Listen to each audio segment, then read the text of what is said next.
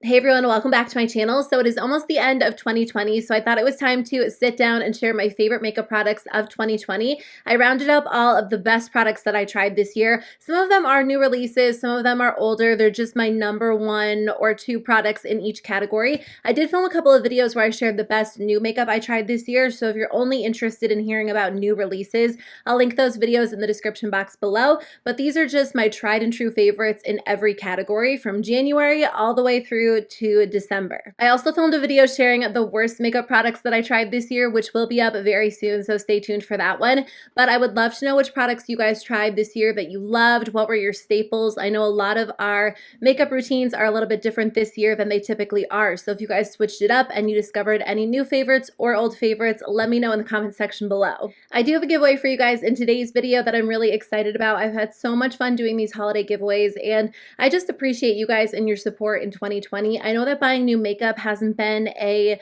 possibility or even a priority for a lot of people, so it's been really fun just to share the love and share some fun makeup products with you guys. I really appreciate all of your support this year. So for today's video, I have a couple of fun products. I'll put a clip on the screen for you. So I have a few holiday sets, including some from e.l.f., an Urban Decay set with a few of my staples, the Too Faced Pumpkin Spice palette, a few skincare products from Drunk Elephant, and then some products from Bite Beauty, a few other things. If you guys are interested in entering, just check the description box below. I'll have you leave a specific comment, but I really appreciate you, and I just want to say thank you for watching my videos. So let's jump into it, and I'll share some of my favorite products from 2020. Okay, let's start with face products or base products. So there is one primer that topped all of them this year. It is the Farsali Liquid Powder Oil Balancing Serum. Now this is an expensive primer. It's the most expensive primer or face product that I own in my collection. It's $54. So a lot of you guys have asked me throughout the year if I think it's worth the money, because I think I first started talking about this back in January, and I definitely think it is if you have extremely oily skin like I do. If you have normal skin or like slightly oily skin that you can deal with, you might not necessarily need something as mattifying as this, because this will mattify your skin to the point where it almost feels a little bit dry. But for me, that's really ideal during the spring and summer because my skin gets so oily so quickly. So this allows me to have matte skin and allows my foundation to stay in place really long, especially compared to other primers I've tried. I'm personally a big fan of primers. Sometimes I'll reach for a mattifying one, sometimes I'll reach for a moisturizing one, but this is the one that I've used consistently all year long. I used it today. My skin has been a little bit extra oily lately, so I still find that this comes in handy, and I think I'm getting to the very bottom of this, so it took me the entire year to use it up completely, and I use it fairly often. So I would say that even though it's expensive, it's definitely been worth the price tag for me, and I do plan on repurchasing it. So I tried a few new foundations this year, which was really fun for me because I kind of get in a foundation rut where I wear the same one over and over, and I told myself I had to step out of my comfort zone and try something a little bit different this year, and I'm so glad that I did because I did discover a few formulas that I just love, including this one. I've talked about this one so much on my channel, but it is the ColourPop Pretty Fresh Hyaluronic Hydrating Foundation. This has been my go-to foundation. It is the perfect everyday foundation because it does give you coverage, but it's not over the top. It's more of a medium coverage foundation that you can build up a little bit. So it does cover redness, it does cover acne scarring, it kind of smooths out your breakouts, and it makes your skin look so smooth and so healthy. If you have normal to dry skin, it's going to give you a really gorgeous, naturally glowy look without being over the top. Now, because I have oily skin, I do set mine into place with a powder, but even still, it wears so well throughout the day. A lot of hydrating foundations tend to break apart on me, or they slide off and they just look like a mess after a few hours. That is not the case with this product. It stays in place well, it wears well throughout the day, and it just looks good on your skin. Your skin looks healthy and awake and smooth, and I definitely recommend checking this out if you guys haven't already. It's been my favorite of the year. I actually just repurchased it because I'm almost out of this one. So this year I tried the Milani Conceal and Perfect Longwear Concealer, and I'm so glad that I did because this has become my go-to concealer. Now this is more of a full coverage concealer, but a lot of full coverage concealers are overly mattifying. They look heavy, they look cakey, they just feel uncomfortable on the skin, and that's not the case with this one. Before this, I was using the Too Faced Born This Way concealer, which I do still enjoy, but I think I like this one a little bit more. The Too Faced Born This Way concealer is still the great option, but I find that the Milani one stays in place a little bit better, and I just like how it looks on my skin. It's very smoothing, and I deal with really obvious under eye wrinkles, which doesn't necessarily bother me, but sometimes when you wear concealer can kind of enhance those. It can settle into them a little bit more than others, and this one just looks so good under the eyes. So this has been my #1 favorite this year. Ever since I tried it, I really haven't reached for any of my other concealers.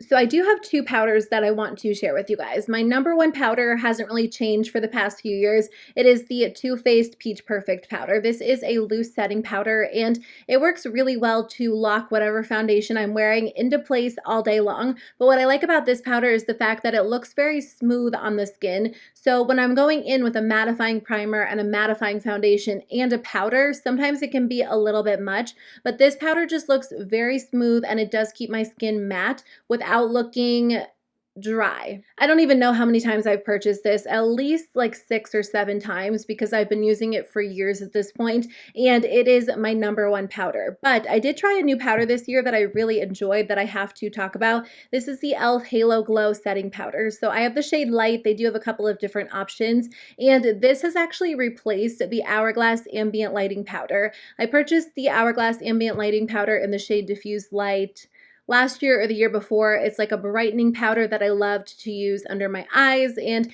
it worked really well to just kind of diffuse all of my face products together. After trying this, I really don't feel the need for the Hourglass powder in my collection, and I've kind of taken a step back from Hourglass this year because they've kind of made it clear they don't really have any plans on being inclusive anytime soon. So if you are also looking for an alternative, this powder is a great option. Now, this is a loose powder. The Hourglass powder is pressed, but I like this one better. It's such a soft, finely milled, silky powder. If I didn't know it was e.l.f., I would assume it was Hourglass or a more, expensive, luxurious brand, but e.l.f. did such a good job with their releases this year, and this powder is no different. It is perfect for kind of smoothing out the under eyes, diffusing all of your makeup together. I do use it as more of a finishing powder, but if you have normal skin or dry skin, or you just like a lighter powder in general, you could totally use it as a setting powder as well, and I am just so impressed by this. So let me share some favorite eye products of the year. I'm actually going to do a video ranking all of the eyeshadow palettes that I tried this year, which should be up soon. So I really didn't include a lot of eyeshadow palettes in this video, but there was one line that I thought was amazing, and it's definitely been one of my favorites this year, and that would be the e.l.f. Bite-Sized Eyeshadow Palettes. I think these were released back in January because I feel like I've been talking about them all year long, but I'm so impressed by this palette formula. The matte shadows are really blendable, but the metallic shadows are perfect. They are so smooth and intense and rich and just easy to work with. And these are $3. They are so inexpensive. And honestly, I prefer this formula to some of the high-end formulas in my collection. So I'm not 100% sure where they will rank when I do my full ranking for 2020. They will probably be up near the top, but I will let you guys know once I film that video. It should be up within the next week or two. I do have 2 eyeliners that I wanted to talk about. So of course I had to mention the Urban Decay Perversion. This is my favorite liquid liner. It has been for years. It is so intense and rich and dramatic, and it helps you create a wing with not a whole lot of effort. It is a brush tip liner, so it just glides on your eye so easily. You don't have to layer it up. There is no tugging. What's really nice is that it truly is smudge proof and waterproof. It stays in place extremely well. So this is my #1. I honestly don't think I'll ever find anything to completely top it because it really is the best that I've tried. But this year I did try a really good alternative that is a little bit more affordable if you don't want to spend the money on the Urban Decay liner. This is the ColourPop BFF liquid liner, and I've really enjoyed this one this year. So this one is a brush tip as well. It does help you create a really nice sharp wing. This one is not quite as intense as the Urban Decay liner, so sometimes I'll just go in and layer it up twice, especially if I'm wearing more of an intense metallic shadow, but I really don't have an issue doing that. It does stay in place really well, and I would say if you're looking for like a true waterproof, intense, dark, dramatic liner, the Perversion is still your best bet, but if that isn't necessarily what you need if you don't need something as intense or as long wearing. The ColourPop one is a great option. It's a lot more affordable, and I do reach for this one more on like a daily basis, and then the Urban Decay one if I'm doing more of a dramatic look like today. So I love both of them. They have really been my favorites this year. My favorite mascara of the year was probably the CoverGirl Exhibitionist Uncensored. I don't have that one with me because I did use it up and I haven't repurchased it just because I'm working my way through a few other formulas. But as I was looking back on my videos from the beginning of the year, that is one that I talked about a lot. It's one that I will definitely repurchase and try again. It's a very dramatic mascara. It gives you a ton of volume. It makes your lashes look really dramatic and full and long, and I really love that one. So I am excited to repurchase it and use it again. There is another mascara that I tried a few months ago that I had to mention as well. This one is the Urban Decay Lash Freak. Now this one is a high maintenance mascara, but it makes your lashes look insanely long. I'm wearing this one today, and I don't know if you can see a difference between my lashes now and my lashes when I wear other mascaras, but I just feel like when I wear this, I get the most length that I've ever gotten out of a mascara. And it is a very wet formula. It can be a little bit messy to apply, but once you get the hang of it, I think you'll really enjoy it as well. A mini mascara will last me at least 3 months. I try to rotate them out after about 3 to 4 months. So I just purchased the minis, and when you do that, I mean, it's like $13. So it's a little bit more expensive than drugstore, but not a whole lot, and I just find that it works extremely well. So I've been loving this one since I tried it back in the fall. So my favorite eyeshadow primer of all time is the Urban Decay Primer Potion. That's the one that I go back to over and over, but I did try a new one this year. It is the Profusion No Budge Eyeshadow Primer, and it retails for $4. So it's a lot more affordable. It has a very similar texture to the Primer Potion. It's very thin, really lightweight. It doesn't add any color to your eyes, so it's not going to cover redness, but it does nicely prep your eyelids for eyeshadow application. If you like a little bit more of a silky, smooth, lightweight eyeshadow primer, I think you'll really enjoy this one. It's not sticky at all, but it does lock my eyeshadow into place really well. I don't experience any fading, any creasing, and it's just a nice, lightweight, very easy to work with option, and it's $4. So I've really been enjoying this one. I just have a few brow products. My number one brow pencil is definitely the Urban Decay Brow Blade. I know I talk about this a lot, but I've never tried anything that I like as much as this. It is a dual-ended pencil. So one side is a waterproof pencil, which I typically use to fill in my brows and just make them a little bit darker, define the shape, and then I will flip it over and go in with the ink stain and just kind of use this to fill in any sparse areas and create some hair-like strokes. This is such a good product, and I got a bunch of them for a discounted price during Ulta's 21 Days of Beauty,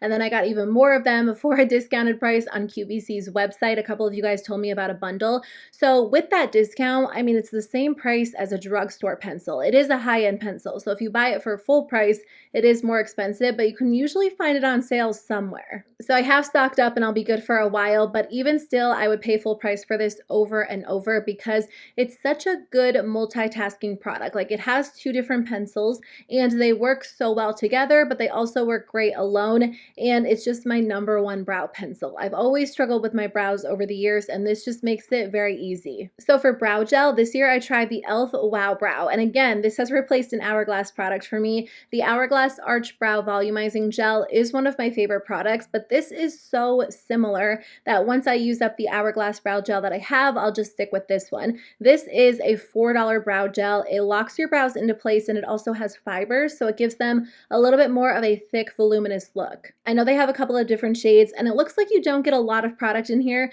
but this has lasted me a long time. I've had it in my collection for months, and it doesn't seem to be running out anytime soon. So I've really been enjoying this brow gel. It gives my brows a little bit more of a textured hair-like appearance, but it also locks them into place so well. So this has been my number one this year.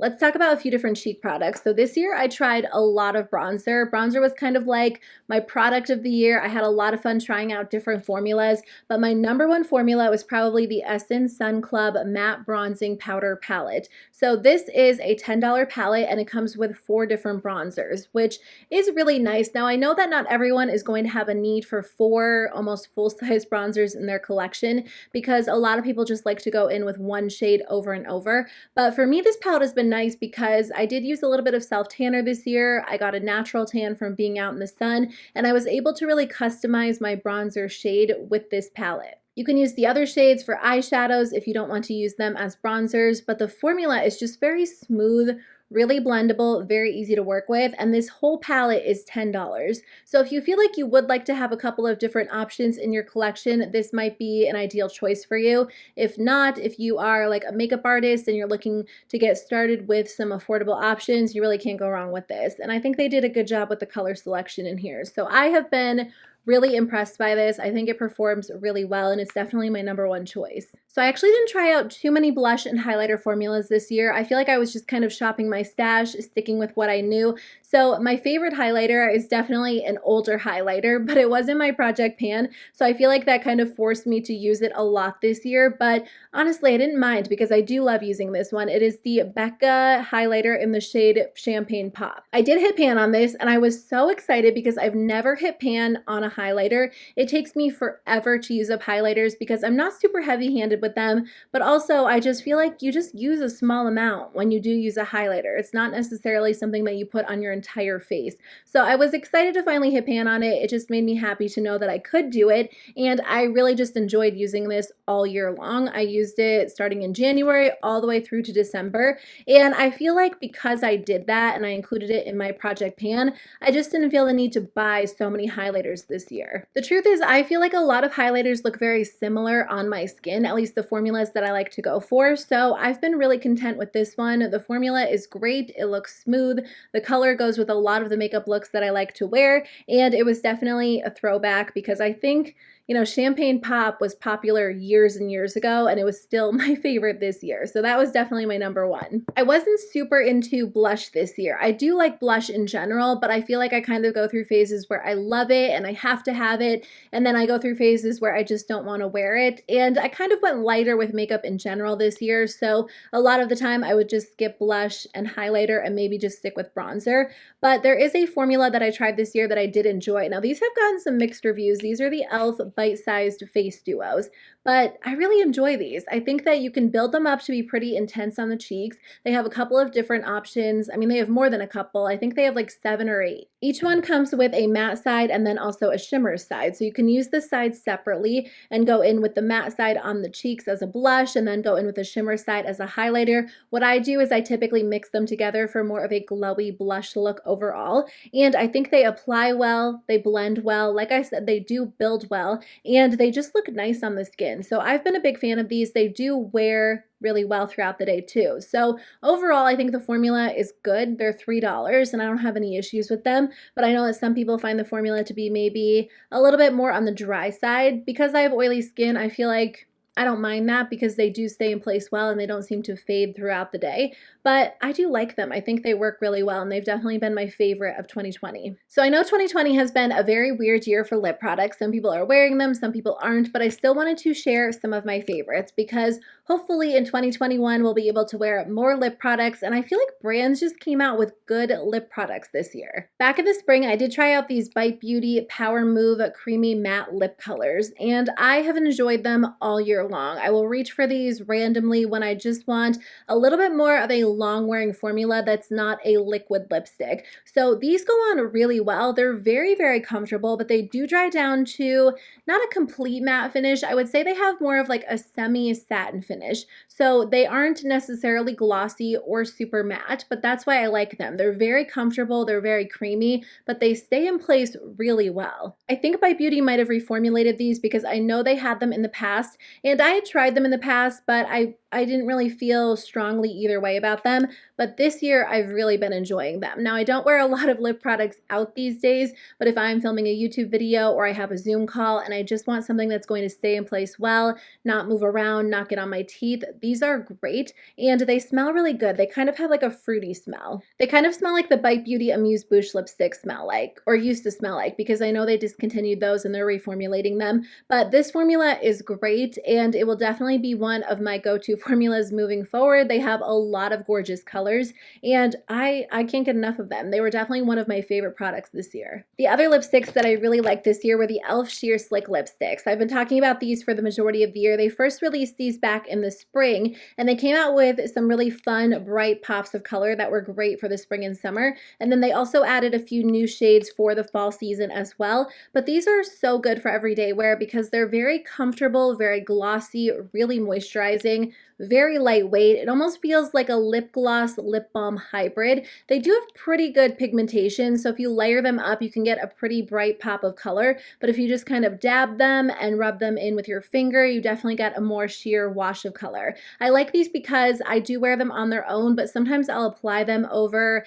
an uncomfortable, dry, matte lipstick, and it just feels a lot more comfortable to wear. But because they have a little bit more of like a sheer effect overall, they do layer well on top of other lip products. These are not smudge proof or long wearing by any means, but they are a really good alternative if you want some color, but you want something that's very moisturizing, very glossy. Like I said, they're kind of like a lip balm lip gloss hybrid, and they're just fun to wear. I really love them. My number one lip gloss was just the Fenty Beauty Gloss Bomb in the shade Hot Chocolate, that shade specifically. It's a really pretty, cooler toned nude. It's very light, very sheer, but it looks really nice on top of lip liner on its own. I think it would be flattering on all skin tones. And I just love this formula overall. It's been my favorite formula for years and years. And I was just glad that they released this shade as like part of their permanent line because they did come out with the mini as part of last year's holiday collection. And this mini has just been my number one gloss. So I love the formula. I love the color. I can't wait to try out their new cream finishes. But in the meantime, I'll be wearing this one for sure. And then my favorite lip liner formula is one that I've talked about quite a bit, but the Essence Stay 8 Hour lip liners really impressed me this year. These feel like high-end lip liners. I only have 2 shades because my go-to lip liner formula is the ColourPop Lippy Pencils. I love those and they're my number one. But this year I did try these, and these are such a great option because they're $3. They are retractable. They're creamy and smooth, so they're really easy to apply, but they do lock your lipstick into place really well. So those were all of my favorite products from 2020. I had so much fun filming today's video and chatting with you guys about makeup. I would love to know which products you guys really enjoyed this year and reached for, whether they were new or older. Let me know in the comment section below, but stay tuned because my video on the worst products of 2020 should be up next or very, very soon. But thanks for watching. I'll see you guys very soon with a new video. Bye.